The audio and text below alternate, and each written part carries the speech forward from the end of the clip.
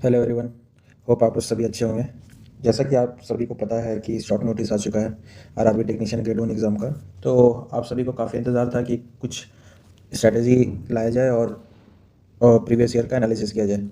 ठीक है, तो अभी तक जैसा कि आप सभी को पता है कि पिछले साल एग्ज़ाम हुआ था और इस साल भी एग्ज़ाम हुआ है। तो इस साल एक ही शिफ्ट में एग्ज़ाम हुआ था और पिछले साल 2 दिन एग्ज़ाम हुआ था, 2-2 शिफ्ट में। ठीक है, तो हम लोग आज क्या करेंगे कि थोड़ा-सा इसके बारे में एक ब्रीफ इंट्रोडक्शन देख लेंगे कि एग्ज़ाम में है क्या, इसमें क्या रिक्वायरमेंट है।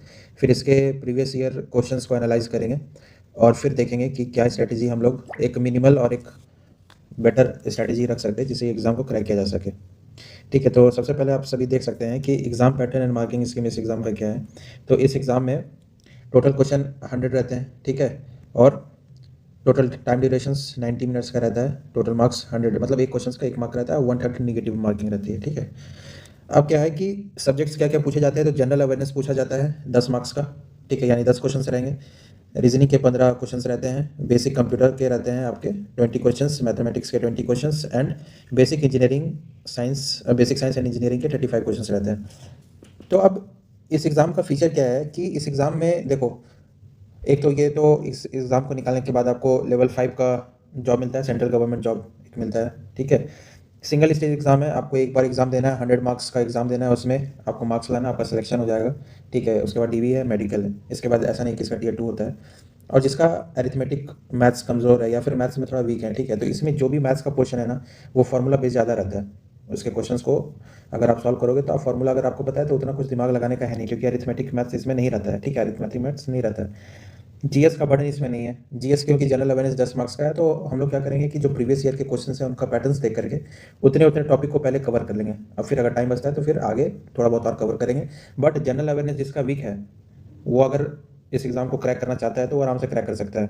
ठीक है, फिर है कि अगर आपका अच्छा मार्क्स रहता है, प्लस अगर आपने जिस आरआरबी से अपने घर के आसपास के आरआरबी से अगर आपने फॉर्म डाला है तो आपको होम स्टेट पोस्टिंग भी मिल जाएगी। घर के आसपास पोस्टिंग रहने से आपको छुट्टी लेने में और घर विजिट करने में आसानी रहती है। ठीक है, तो आपका होम स्टेट पोस्टिंग भी हो सकता है इस जॉब में।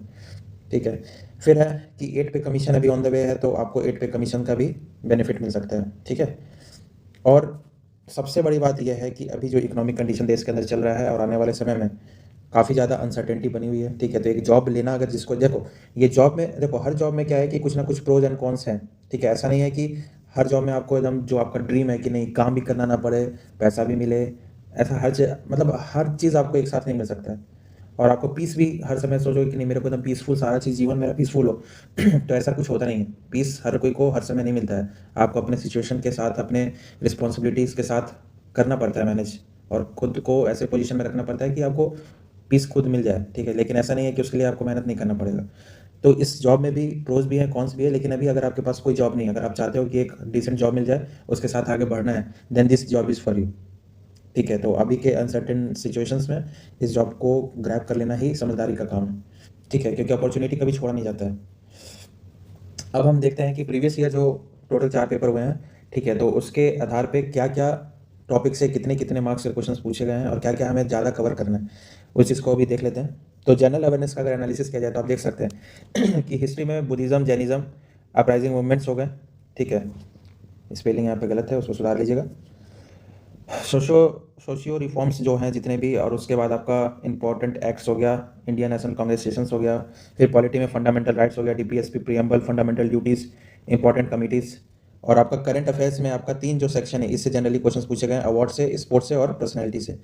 ठीक है, और ये एक मिसलेनियस आपका टॉपिक है, इससे भी क्वेश्चंस रहे हैं 3-4, सेंसस और 5 ईयर प्लान। ठीक है, तो आपको ये बेसिक इतना तो एटलीस्ट कर लेना है। ये मैं देखा हूँ कि ये सबसे ज़्यादा इसी टॉपिक से रिपीट किए गए हैं क्वेश्चन, तो एटलीस्ट आपको इतना करना है। तो आपको 10 में से मान के चलो कि 5 तक स्कोर करना है।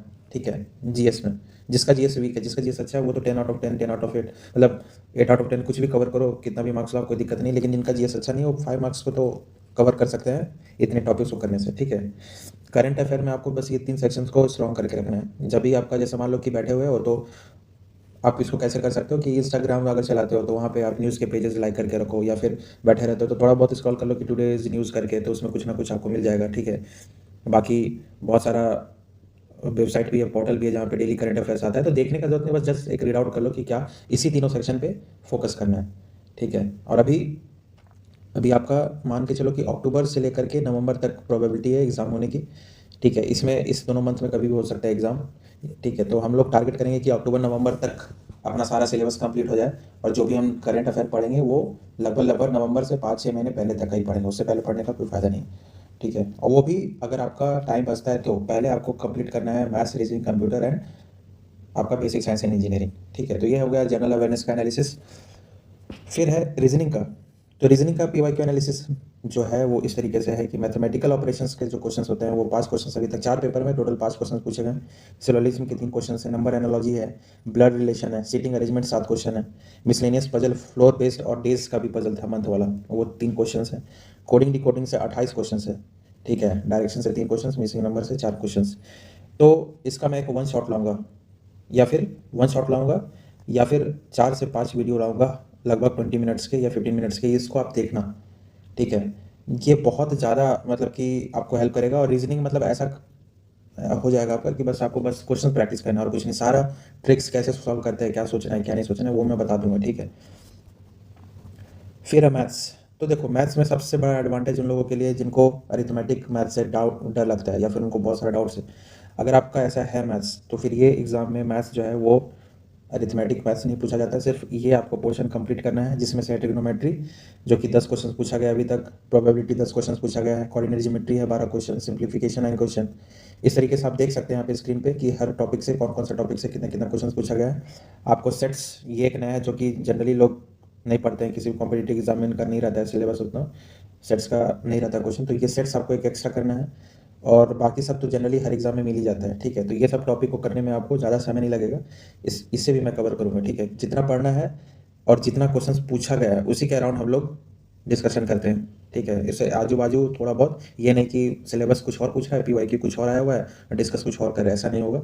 सिर्फ आपको जितना पूछा गया है, जितना सिलेबस में, उतना ही पढ़ेंगे और कोशिश करेंगे कि मैक्सिमम मार्क्स लाए जा सके, ठीक है। कंप्यूटर पीवाईक्यू एनालिसिस में क्या क्या है, तो देखो कंप्यूटर गेम चेंजिंग है। अगर इस एग्ज़ाम को अगर आपको क्रॉस करना है, अच्छा मार्क्स लाना है, तो आपको ये सेक्शन में बाजी मारना पड़ेगा, ठीक है। मैथ्स और रीजनिंग जनरली सब कोई बना ही लेते हैं लगभग। बेसिक साइंस इंजीनियरिंग में भी जो 11th वाला पोर्शन है, या फिर जो इंजीनियरिंग करके आए हुए हैं उनका इंजीनियरिंग वाला पार्ट जो रहता है वो ज़्यादा बेटर रहता है। लेकिन कंप्यूटर का क्वेश्चन इस एग्ज़ाम में अच्छा पूछा जाता है, और यहाँ पर अगर आप गेन करते हैं मार्क्स तो फिर आप कट ऑफ आराम से पार कर सकते हैं, ठीक है। तो हम देखते हैं कि इसमें क्या क्या पूछा गया है। ईमेल का 6 क्वेश्चन है, नेटवर्किंग से 7 क्वेश्चन है, और यहाँ पे सबसे ज़्यादा पूछा गया है एमएस ऑफिस से। एमएस ऑफिस में वर्ड्स, पावर पॉइंट, ठीक है, एक्सेल, ये सारा आपका इसमें से पूछा गया है, 35 क्वेश्चन। फिर ऑपरेटिंग सिस्टम से 9 क्वेश्चन है, लिनक्स से 2 ही क्वेश्चन पूछा गया है। अब लिनक्स अगर आपको नहीं आता है तो इसको स्किप भी कर सकते हो, बट इसको पढ़ना, कुछ ज़्यादा कुछ पूछा नहीं गया है, जनरली कुछ टॉपिक से ही पूछा गया है, तो इसको भी हम कवर किया जाएगा, हम कवर करेंगे, ठीक है। लिनक्स 2 मार्क्स का पूछा गया है, विंडोज 7 मार्क्स का है। फिर आपका सॉफ्टवेयर 2 मार्क्स का पूछा गया है। फिर आपका इंटरनेट एंड ब्राउजर 3 क्वेश्चन पूछे गए हैं, और साइबर सिक्योरिटी से 6 क्वेश्चन पूछे गए हैं, ठीक है। तो इसको बहुत अच्छे से, कंप्यूटर में बिलीव करो कि आपको इतना अच्छे से मैं बता दूंगा कंप्यूटर का हर एक टॉपिक कि आपको कहीं कुछ भटकने का ज़रूरत नहीं है, ठीक है। क्योंकि मैंने पीजी मतलब जो post graduation diploma in advance computing भी कर रखा है, ठीक है, सीडेक, जो कि आपका मिनिस्ट्री ऑफ इंफॉर्मेशन टेक्नोलॉजी से एफिलेटेड है, ठीक है। तो मैंने कंप्यूटर को बहुत अच्छे से पढ़ रखा है, इसलिए आपको भी ये हर टॉपिक में आपको बहुत अच्छा सेटिस्फैक्शन मिलेगा और क्वेश्चंस भी आपसे बनेंगे, ठीक है। फिर आता है बेसिक साइंस एंड इंजीनियरिंग। तो देखो इसमें हर टॉपिक को मैंने एनालाइज किया है कि कितना क्वेश्चन किस टॉपिक से पूछा गया है। तो यहाँ पे ट्रांजिस्टर से 6 क्वेश्चंस पूछे गए हैं, करंट एंड इलेक्ट्रिसिटी से 28 क्वेश्चंस पूछे गए हैं, सबसे ज़्यादा इसी टॉपिक से पूछा गया है, ठीक है। यूनिट एंड डायमेंशन से 14 क्वेश्चन हैं। फिर आपका इलेक्ट्रोमैग्नेटिक इंडक्शन से 13 क्वेश्चन है। गेट जो आपका होता है एंड और नॉर, ये सब वाले टॉपिक से आपके 2 क्वेश्चन थे। मैकेनिक्स से 26 क्वेश्चन। मैकेनिक्स में आपका जितना भी है, फंडामेंटल फिजिक्स जो कि आपका मोशन हो गया, ठीक है, फोर्स हो गया, फ्रिक्शन हो गया, वर्क एनर्जी पावर हो गया, ठीक है, ये वाले टॉपिक से आपके 26 क्वेश्चन हैं। मैग्नेटिज्म से 20 क्वेश्चन है, सेमीकंडक्टर से 12 question, micro processor and micro controller से 11 क्वेश्चन, सीआरओ सीआरटी 5 क्वेश्चन है, इलेक्ट्रोस्टैटिक से 4 question, rectifier 2 question, significant figures इससे भी 4 क्वेश्चन पूछे गए, मेजरमेंट के 11 क्वेश्चन है, नंबर सिस्टम कन्वर्जन के 2 क्वेश्चन, ट्रांसड्यूसर के 9 क्वेश्चन, एसी फंडामेंटल से 5 क्वेश्चन, एलसीडी एलईडी से 2 क्वेश्चन और बुलियन अलजेब्रा से 4 क्वेश्चन। तो हमें इस टॉपिक को बहुत अच्छे से करना है और कोशिश करेंगे कि जो ज़्यादा मार्क्स का है उनको पहले कवर कर लें। जैसे कि आप देख सकते हैं कि करंट एंड इलेक्ट्रिसिटी से 28 क्वेश्चंस पूछे गए, ठीक है। तो इस टॉपिक को बहुत अच्छे से करना है।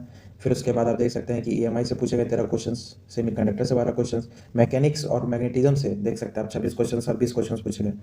तो अगर आप मान लो कि सीआरओ सीआरटी पढ़ने में ज़्यादा टाइम लगा दे रहे हो, या फिर माइक्रो कंट्रोलर माइक्रो प्रोसेसर पढ़ने में ज़्यादा टाइम लगा दे रहे हो, जहाँ से क्वेश्चन मैक्सिमम पूछा जा रहा है, उस टॉपिक को अच्छे से करना है। ये नहीं कि जो टॉपिक अगर आप इसको पढ़ भी लेते हो तो आप उतना क्वेश्चन नहीं कर पाओगे इसमें। जैसे 11 क्वेश्चन पूछा गया है 4 पेपर में, तो आप ऐसा नहीं है कि हर क्वेश्चन को बना पाओगे, क्योंकि ये वास्ट सिलेबस है, इसको समझने के लिए अंडरस्टैंडिंग भी चाहिए, ठीक है। लेकिन मैकेनिक्स मैग्नेटिज्म हो गया, फिर करंट एंड इलेक्ट्रिसिटी हो गया, इसको समझने के लिए उतना ज़्यादा मतलब कि रिक्वायरमेंट नहीं है, ठीक है। आप इसको अगर अच्छे से पढ़ लेंगे एक बार तो सारा क्वेश्चन बन सकता है, ठीक है।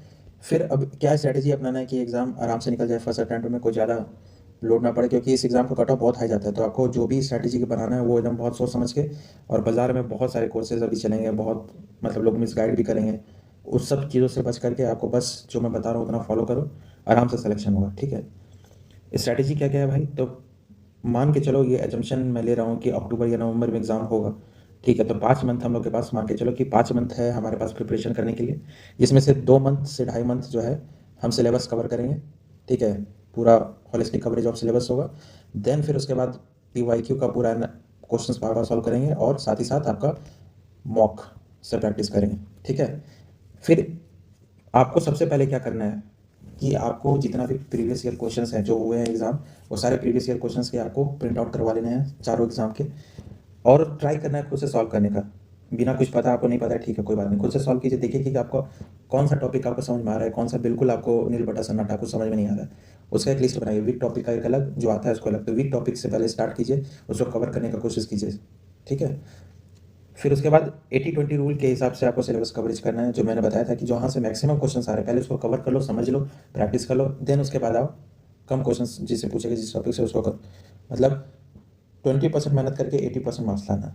इस तरीके से जो है अपने को सिलेबस कवर करना है। रिविजन्स भी मल्टीपल टाइम्स करना है, जो भी टॉपिक कंप्लीट होता है उसको एक बार खुद से एक पेपर में, जैसे देखो करना क्या रहता है कि आप ले लो A4 शीट पेपर, किसी टॉपिक से आपने जो जो फॉर्मूला पढ़ा है उसको लिख लो। अगर मान लो कि ये फॉर्मूला मेरे को नहीं पता है, तो फिर उसको रेड मार्क से यहाँ पे लिख लो, देख करके कि क्या फॉर्मूला है, और उसको रेड पेन से मार्क कर दो। फिर उसके बाद जब उसको नेक्स्ट रिवीजन करोगे ना, तो वो पूरा लिखने का जरूरत नहीं, जो जो जो आपने रेड मार्क से आपने घेरा कर रखा था, जो जो चीज़ आपको नहीं रिकॉल कर पाए थे उसको फिर से लिखिए, तो आपके दिमाग में बसेगा वो कॉन्सेप्ट अच्छे से, वो फॉर्मूला अच्छे से बसेगा, ठीक है। फिर आपको शॉर्ट नोट्स बनाना है, जितना भी आपने चीज़ पढ़ लिया है उसका रिवीजन करने के बाद ही नोट्स बनाना है। ऐसा नहीं शॉर्ट नोट्स बना रहे कि पूरा नोट्स ही बना दिए, ऐसा नहीं। रिवीजन बार बार कर लो, 2-3 बार रिवीजन कर लो, 2-3 टाइम्स रिवीजन करने के बाद फिर देखो शॉर्ट नोट्स में आपको क्या क्या इंक्लूड करना है, इंपॉर्टेंट फॉर्मूला जो कि आपको याद नहीं रह पा रहा है, ठीक है, जो कि थोड़ा सा टिपिकल है, उसको आप शॉर्ट नोट्स में मेंशन कर लो, ताकि लास्ट टाइम में जब आपको रिवीजन करना हो एग्जाम के पहले, तो आप एक बार पलट करके कॉपी 10 पेज या 8 पेज का जो भी होगा, तो आप बेसिक साइंस इंजीनियरिंग का 8 पेज का पूरा देख लेंगे रिवीजन, फटाक से आधे घंटे में रिवीजन हो जाए। ऐसा आपको शॉर्ट नोट्स बनाना है हर चीज़ का, हर टॉपिक का। फिर आपका sectional and topic wise test का प्रैक्टिस करेंगे लास्ट में, जब ये सारा चीज़ हो जाएगा, फिर फुल मॉक का प्रैक्टिस करेंगे। तो ये एक सिंपल स्ट्रैटेजी है, इसी को फॉलो करना है, ज़्यादा कुछ दिमाग नहीं लगाना, ठीक है। और जनरली एग्जाम में क्या होता है, इस पेपर को लेकर के बहुत सारा भी दिया क्या कि टेक 3 का सिलेबस अलग है और टेक 1 का अलग है, लोग टेक 1 में टेक 3 का सिलेबस पढ़ाने लग रहे हैं, ठीक है। तो ऐसा कुछ नहीं करना, आपको बस सिंपल माइंडसेट रखना है कि जितना मैंने बताया उसको, साथ में मैं वीडियो डालूंगा यूट्यूब पे, आपको कवर करना है उसको, और क्वेश्चंस का प्रीवियस ईयर से प्रैक्टिस करना है, ठीक है। प्रीवियस ईयर में पूछे हुए क्वेश्चंस का प्रैक्टिस करना है, और फिर मैं कुछ सोर्सेज भी बताऊंगा जहाँ से आप प्रैक्टिस कर सकते हैं, आप वहाँ पे भी जाके प्रैक्टिस कीजिए और आराम से इस एग्ज़ाम को क्रैक कीजिए, ठीक है। और लास्ट में जाते के पहले आप सभी से रिक्वेस्ट है कि वीडियो को लाइक करें और लोगों तक पहुँचाएँ, हाइप भी कर सकते हैं आप वीडियो को, क्योंकि बहुत एफर्ट जाता है और बहुत ज़्यादा हेक्टिक शेड्यूल के बीच में वीडियो बनाने का मतलब बहुत बहुत एफर्ट जाता है। तो इसलिए आप लोग अगर इनकरेज करेंगे तभी मैं आगे वीडियो लाऊंगा और आपको सारे टॉपिक्स को धीरे धीरे कवर करके पढ़ाऊंगा, ठीक है। तब तक के लिए गुड बाय एवरीवन।